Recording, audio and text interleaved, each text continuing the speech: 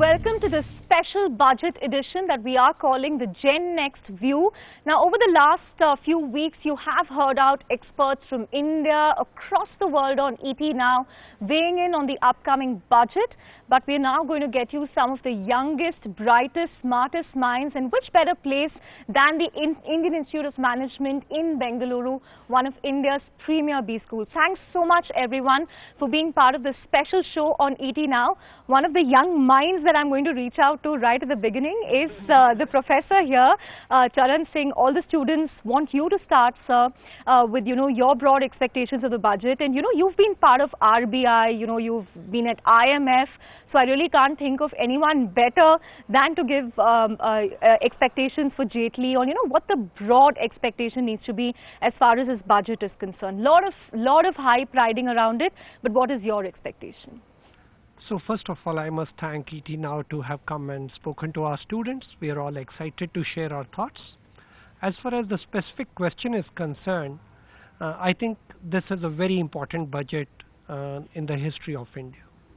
And I say so because we have had a new ideology, new government at the center 2 years back. And this time they have come out with a very path-breaking economic policy measure, demonetization, which is unparalleled in the world. And this budget is the first budget after that major surgical strike on the unaccounted money. So the expectations from the people, markets as well as individuals, is that this budget will be easy on the consumers. The tone has already been set by the Prime Minister when he, on his 31st December talk to the country, he mentioned and he seemed very liberal. So I think this budget will continue in the same pattern and will be liberal for the consumers. Right. I want to get a student view here. Has this been a topic of discussion at the cafeteria, at the classroom, when you guys read the papers, read articles on the net? Definitely. We have had various meetings around the campus. We have had various lecture talks, various guest speaker series wherein demonetization has been the area of focus. And along with demonetization, we have been focusing on the other implications as well. For example, the taxation and the swaps that are required in various industries as well. So this has definitely been one of the few topics that we have definitely spoken about a lot in the campus in a while. Right. Any key expectations from you for the budget? So I think my key focus area this time, because I've done work on it recently, is the thrust on healthcare. Because one of the key issues in India that the WHO has also pointed out for concern is the abysmally low doctor-to-patient ratio, which hovers around 1:2000. So I think we need to have a push towards medical education in the country, to have more doctors, to have better qualified doctors. And the other thing is to get more people onto the insurance grid. Say by providing the out-of-pocket expenditure here is very high, and it disproportionately affects the lower to middle income segments. So providing rebates on premiums to be paid, providing tax breaks to insurance companies, that is one of the things I'd like to see in the budget. Right. She's certainly done her homework, so I hope the finance minister is listening to all those data points. What about you?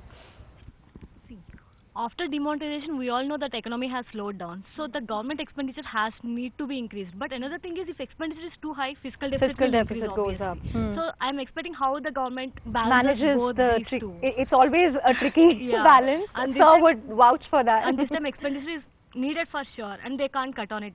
Right. And I'm expecting they will spend this expenditure mostly on capital expenditure, like infrastructure development, on Make in India kind of things, because this is the right time for them. Right. So that's a very crucial point. Everybody is expecting the investment cycle to pick up, but despite various initiatives, interest rate cuts, we haven't really seen that, taking off on the ground. Banks also are, under so much of bad loans that they haven't been lending to actively. But do you expect the investment cycle to pick up in a big way? What can the government do in the budget? Yes, actually I am working on the housing segment. Actually this budget, we are expecting house loan interest. Actually now currently a lot of banks reduced from 9.5 to 8.34, but a lot of people are expecting between 7 to 8% kind of thing. And also people are expecting on the transparency in the construction sector. Transparency in the sense the land prices, construction price and profit. And third thing, what people are expecting as a stamp duty. Right. Stamp duty is a critical. Now you see some states are charging as high as 11%, which is very high, and also helping indirectly on a black money generation. Therefore, some kind of measures people are expecting in this budget. Sure. We'll take it to the so-called backbenchers. But what are your broad expectations? Actually, two things. One is we see that inclusive growth. People tell there is a tremendous unemployment, and it is growing. Because this growth in India is happening, that is a large section of the community are not being part of it. And unemployment and employment expectation is growing up, and unemployment is also growing up simultaneously. So there are two sectors, I think. One is small mining scale. There is very huge scope in the employment, and there are actually exploitation is being there. So to give big thrust on this community mining, so the small scale sectors minings can come in a community and develop, contribute to the overall growth of the economy. One sector, and similarly the sustainable development or modernization of the villages. I can say that lot of migration is happening. So if we can make this every village a sustainable one, so it will give a very boost and inclusiveness, our development of natural resources, utilization of natural resources. I think these two sectors, if are given, then this inclusivity and employment both will be sure. So one topic that we in media are obsessed with is GST and all the meetings that Jaitley keeps having with the state finance ministers, and the outcome. Is this a topic that's obsessed, you guys at IMB, do you discuss it often, or what the impact is going to be on the economy? Yes, because right now they have capped it at below 18% GST, so, and still we are not aware of the date. It is currently yesterday, it's 1st of July 2017. One thing, as I am from the banking sector, so I want to know from the government that this budget will have, like previous, there is a considered focus on financial inclusion. So whether this business correspondent model will be exempted from the GST or not. Okay. Because that will have a huge implication in the banking system itself. Right. And second thing is that now after demonetization, banks are having enough money, liquidity in the system, so there are chances that deposit rates may go down. So is there anything for senior citizens from the government side that there should be some product for senior citizen, deposit product, so that 2 years FD rates will be same for the senior citizens, like tax saving FDs kind of things. Right. So I think that should be considered. What about you? Do you also think a lot more needs to be done on long-term savings, and there shouldn't be rude shocks like them cutting down the long-term savings rate in between? What do you think needs to be done on that front? Obviously, I mean, you're right. Saving rates is something like it's a long-term investments, and probably that should be taken into account while you're coming up with the policy. So there are other sectors as well, which where I'm looking for automobile industry. So probably I can give some insights what they are expecting and how things are going to be impacted. But auto industry has been doing pretty well, right? If it depends, how you are looking at, because if you see that if you look at the monthly sales numbers, monthly sales have come significantly down for December month. Demonetization. This is almost 20% down in their numbers. The only thing was that the passenger segment was slightly better. That was mainly because of new launches in UVs. But the auto industry always wants the government to help them, either a duty cut or something in every budget. That's true, because it has an impact also. If you see in terms of the numbers, automobile industry is almost 7% of GDP, 26% of industry GDP, and almost 50% of manufacturing GDP. So it has a huge impact. It has almost employability of around 29 million people, right, or directly or indirectly. Right, so it's a huge impact. So there's one expectation that industry is going for a very long time. That is about their, scrappage policy, vehicle scrapping policy, which is something like that. If it comes into the system, all vehicles which are 15 years and older, that needs to be scrapped. Sure. And there should be some incentives for the people who want to do it. Right. Your expectations? So my expectations are typically targeted to revive the growth, which is the concern of the finance minister. So first is in agriculture sector, which involves 65% of the informal economy. Yeah, finally someone's talking about agriculture. So basically I would consider two major important steps. One is cash, other is credit. So after demonetization, I've seen farmers just throwing their crops and they are not getting the cash. So first is remove that bottleneck. They don't have cash to spend on Rabi crop seeds to purchase them. So doing something like removing GST from the banking correspondent model. And the second is low cost credit under different schemes.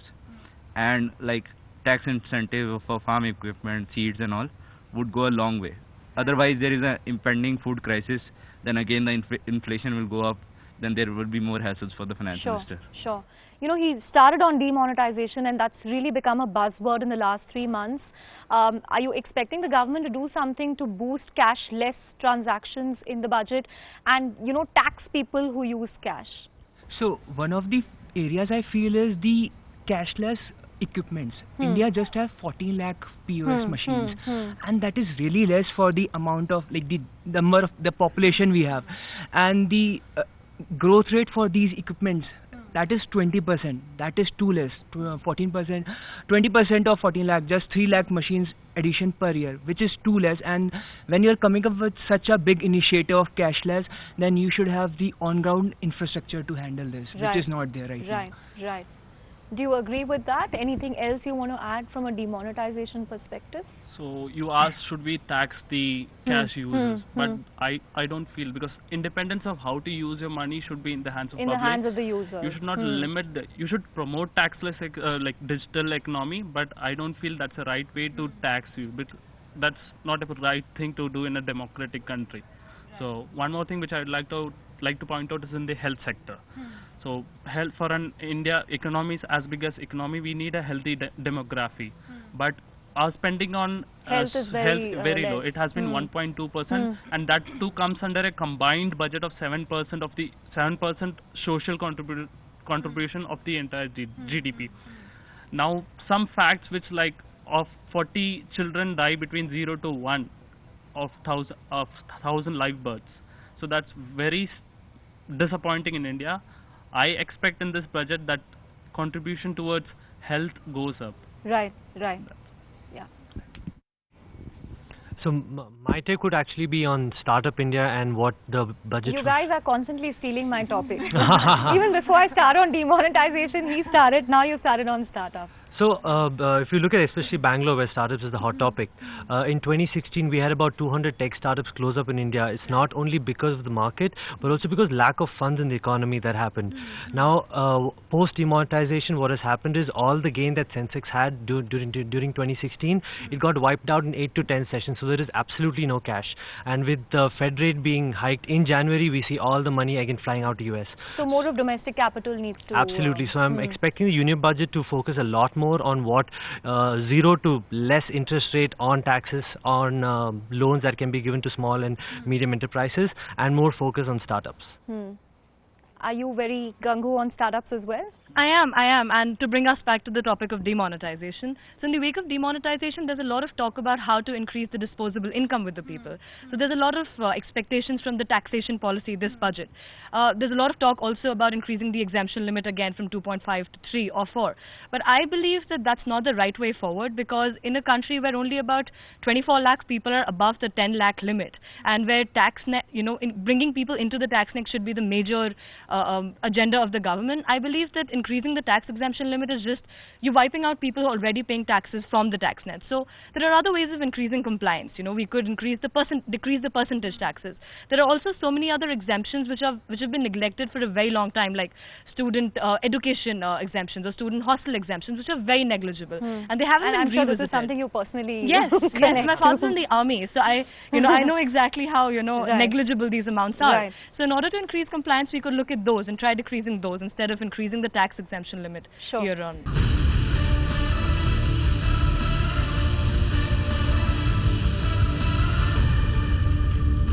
I want to come back to the startup thing, because one other thing that people want is, the angel tax to be done away with, to encourage more angel investors. We obviously need more domestic capital. We are constantly dependent on US and China and Japan.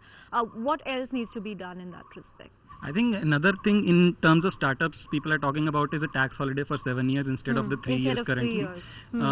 But coming back to demonetization, I think one thing we have not been affected so much is because we have a cashless campus already. Wow.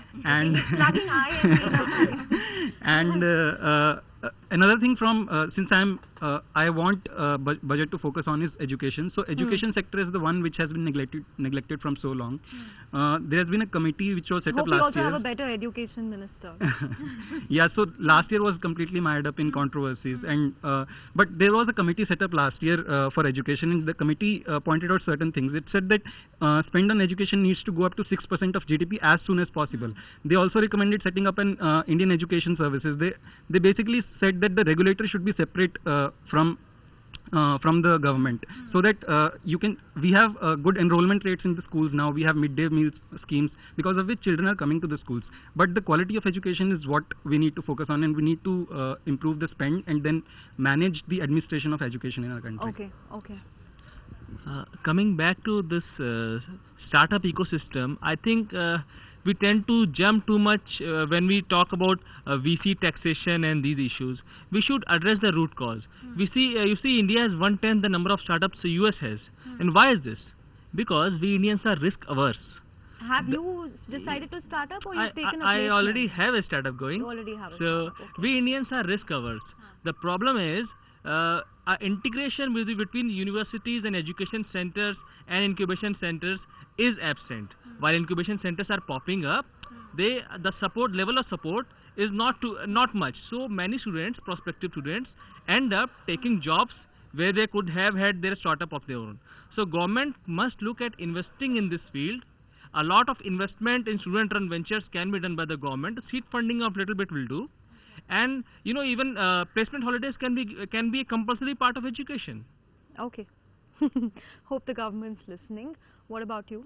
I want to focus on the budget season. No, actually, since we've covered the general expectations, anything personally that you want to see from the budget, something that you connect to, something that will really make a difference to you? Because last year I was in Maharashtra, and I know about the water crisis there, and so many farmers were going for the suicide option because of no water was there, and trains were used to transfer water to Latur area. So I want to last year the budget hike was there. Like 84% increase was there in the budget. This time I want the government to go on similar path, and so that more focus can be done on this irrigation part and also on the low-cost credit. So like this Jan Dhan Yojana is there, and we have included more and more farmers in it. So through this we can go for low-cost credits, and this can help our farmers. Right. Anything that you personally want to see in this budget versus previous ones? So actually I want to highlight one thing which is entirely remarkable about budget 2017. For the first time in the history of independent India, railway budget is merged with general budget. Right, so we've everyone done away with that legacy. Exactly. Everyone has spoken about the importance of fiscal expenditure, how due to its multiplier effect it can cause rise in GDP. Where better to invest in a sector which employs 1.3 lakh employees and projected to contribute around 2.5 to 3% GDP, which is Indian Railways.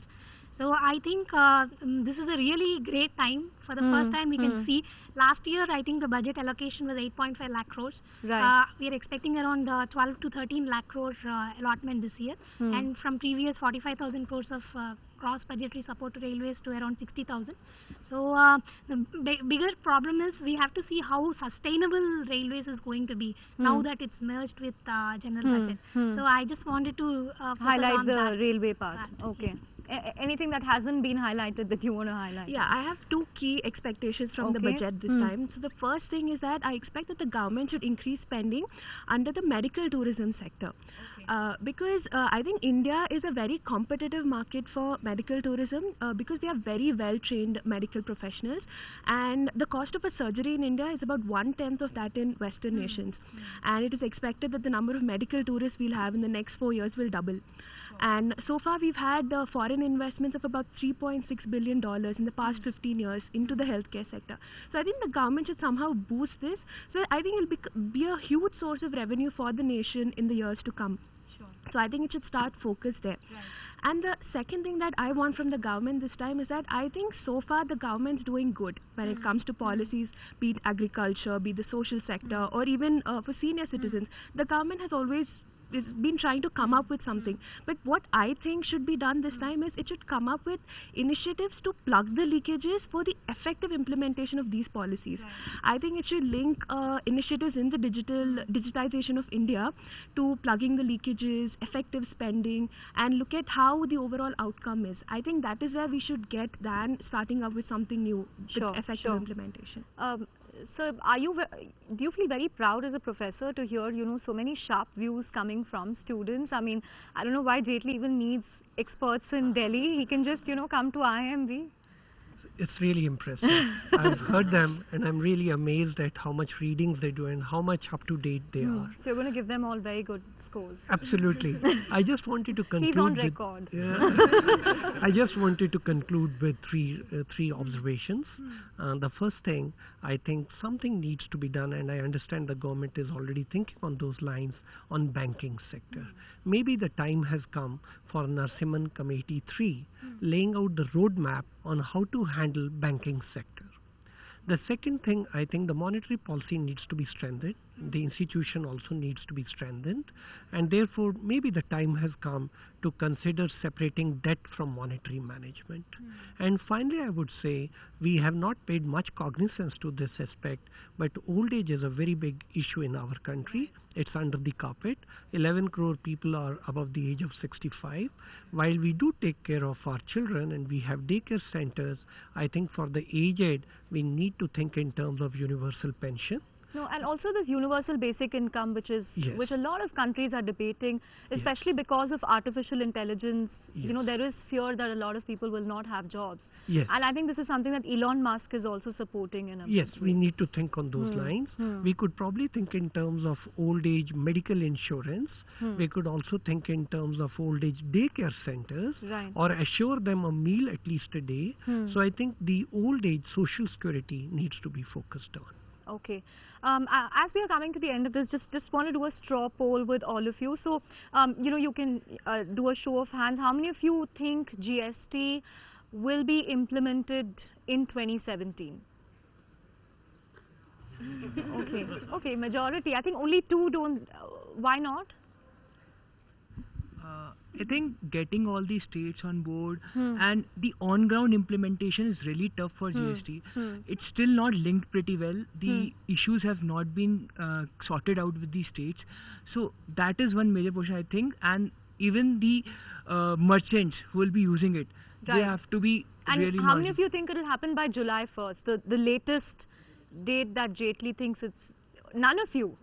It's possible. It's possible. Okay, so then you guys are expecting it to happen in September, November, end of the year. Okay. And how many of you are, completely on cashless mode now? Completely? Like for everything? Okay. You have one person to convert here. Actually, you also. Okay. You want to go first? I think the finance minister clarified we will not be a cashless economy. There is no country in the world which is cashless, not even Scandinavian countries, not even the US. What we will be a less cash economy. Given the amount of poverty in this country, old age, behavioral patterns, certainly we are heading towards a less cash economy, but cashless economy would need quite a few decades. Right. And how many of you think this is really going to be, a revolutionary kind of budget, or is it just going to be a normal budget? How many of you think it's just going to be like a normal budget, no fireworks? Okay, how many of you think it's going to be a very exciting budget? Okay. Make sure you watch budget coverage on ET Now. But thank you so much, guys, for joining us today. With that, we come to the end of this very special episode on ET Now. You heard out some of the brightest minds in this wonderful campus of IIMB. We hope the Finance Ministry is taking note as well. Thanks so much for watching.